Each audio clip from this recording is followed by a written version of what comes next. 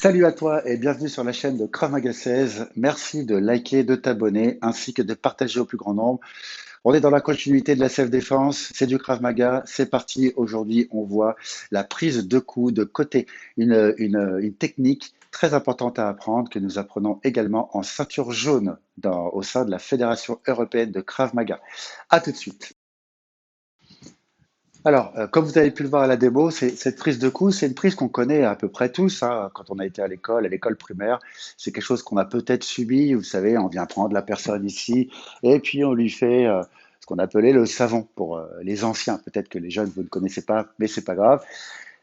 C'est dit. Alors, ici, donc la personne qui veut vous faire cette prise de coup, c'est probablement pour vous faire chuter au sol et vous faire chuter assez durement, c'est-à-dire vous s'écraser sur vous. Donc là, elle va venir s'écraser sur vos côtes. Donc c'est du judo. Concrètement, donc je viens chercher la personne ici et puis je fais un barrage et ici je viens m'écraser sur mon partenaire. Donc, dans un premier temps, on va tenter d'éviter la première manœuvre de cette prise de coup qui est de vous faire tomber. Donc, si la personne vient sur votre droite ici, ça veut dire qu'elle aura son bras gauche qui va venir comme ceci. D'accord? Donc là, il y a un bras qui passe. D'abord, je vous propose de vous expliquer le mouvement primaire qui est très simple à comprendre. La personne est sur votre côté. Quand elle arrive, elle a son pied droit qui va arriver à peu près au milieu de vos jambes et il va y avoir un barrage de jambes. Ensuite, il y aura une torsion de son buste qui va permettre le passage de votre corps. Donc, dans un premier temps, sans mettre les bras pour l'instant, hein, c'est un outil pédagogique, juste comprendre qu'on va faire un demi-tour, un quart de tour, pardon. On fait un quart de tour de façon à éviter de tomber au sol. Là, on se retrouve presque à égalité puisque maintenant sa tête est ici, elle n'est plus de ce côté-là et il n'a presque plus de levier. On le verra avec Emma, maintenant le seul levier qu'il va pouvoir avoir, c'est de nouveau d'envoyer sa jambe pour me mettre en déséquilibre, en tension au niveau de mon centre d'équilibre, et moi je recompenserai de nouveau. Bon, on peut en faire un petit jeu, si la personne qui vous fait la prise de coup fait du Krav Maga et qu'elle connaît la technique, elle compensera. Donc on peut s'amuser comme ça pendant longtemps. C'est de l'humour, bien sûr. Alors, donc ici, une fois qu'on a compris ce petit mouvement, donc si la personne vient maintenant sur mon côté gauche, hop, là, j'ai compensé, je suis bien. Mais ça ne suffit pas. Ça ne suffit pas d'avoir simplement évité de tomber au sol. La personne vient vous agresser, on ne connaît pas ses intentions. Par conséquent, sans être trop dur, mais néanmoins ferme, on va répliquer, on va se défendre. On est bien dans le cas de la légitime défense, puisque là, c'est quelque chose qui nous est inconnu, qui nous arrive dessus, et on va tenter de réagir de façon proportionnelle. Donc ici, en même temps, donc la main qui est ici va venir chercher le génital et la main qui est là va passer au-dessus de son bras gauche, un peu comme quand on fait du crawl. Vous voyez là, je fais du crawl. Là, je fais du crawl. Et là, c'est un peu le même principe. Donc si je me mets bien sur le côté, donc ici, je sais que c'est cette jambe-là qui va récupérer mon centre d'équilibre et en même temps, tac, bien frapper. Là, je frappe toujours main ouverte. Donc là, j'ai fait une bonne frappe génitale. Et vous voyez qu'ici, en fait, j'ai été positionné directement mon pouce dans la mâchoire. On le verra mieux avec les mains tout à l'heure. Quand je l'ai positionné dans la mâchoire, j'ai deux solutions possibles. Je me rapproche un petit peu, donc je suis ici. Le pouce est dans la mâchoire. Soit j'ai les doigts qui sont au niveau de la base du nez. La base du nez, c'est un élément, une partie du corps qui est très douloureuse, qui souvent nous fait plier assez facilement. Bon, il y a quelques personnes qui sont insensibles, mais tout comme les articulations, lorsqu'on fait des ruptures articulaires, ces personnes-là ne sentent pas grand-chose non plus. Donc on passera toujours au plan B. Il y a toujours des plans B. Donc je suis ici, j'ai frappé. Là, soit donc l'arête du nez, soit les yeux.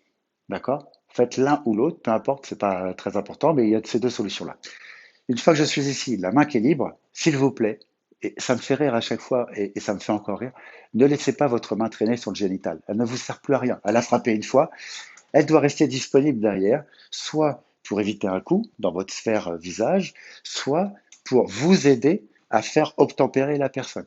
Donc là, une fois que j'ai enlevé la main, d'accord, j'ai frappé, je fais faire un quart de tour à la tête. Autrement dit, il doit se retrouver comme ceci.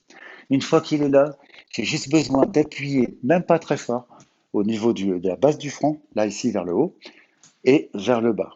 Donc je suis ici, Là, rupture cervicale, donc il est en rupture cervicale, c'est-à-dire qu'il ne peut pas aller plus loin.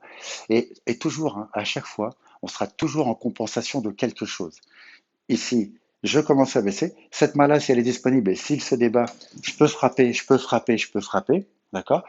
Et quand je l'emmène, je vais l'emmener avec des petits pas au sol. Je ne me préoccupe pas du bras qui est ici. De toute façon, dans la chute, il va forcément tomber. Peut-être qu'il va s'accrocher, mais il ne pourra pas éviter de tomber au sol puisque vous continuerez votre rupture articulaire. Et je vous rappelle qu'à un moment donné, il sera au-delà de ça, donc il est obligé de chuter même s'il ne se rattrape à vous.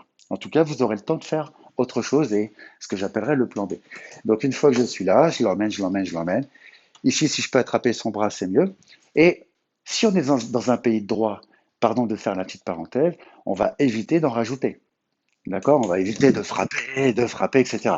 Si maintenant on est dans un pays de non-droit, ce qui n'est pas notre cas en France, eh ben à ce moment-là, faites ce que vous voulez. Mais ce n'est pas mon conseil. Mon conseil ici, c'est de savoir vous arrêter à temps afin d'être dans votre bon droit.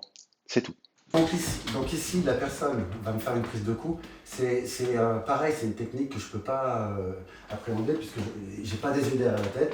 Vas-y, s'il te plaît. Donc ici, dans le premier temps, boum. Donc là, ce qu'elle cherche à faire, c'est faire un barrage afin de continuer et donc de m'emmener par ici et de tomber fortement, fortement sur moi. Donc la première chose à faire dans ce cas-là, c'est qu'on va compenser déjà son premier mouvement. S'il te plaît, Emma. Donc ici, boum, déjà, je vais ramener ma jambe qui était le plus opposée, donc c'est ma jambe droite, face à son pied. Donc là, du coup, si elle veut de nouveau m'emmener par là-bas, elle aussi, elle va être obligée de bouger cette jambe-là, et hop, moi je reviendrai. D'accord? Donc ça, c'est le mouvement primaire qu'il faut bien comprendre. Ensuite, il y a deux autres mouvements que nous avons vus, s'il te plaît, Emma. Donc ici, là, en fait, en même temps, je vais venir frapper génital, mais dans le même temps également, je vais venir caler mon pouce dans la mâchoire. S'il te plaît, Emma, approche pas.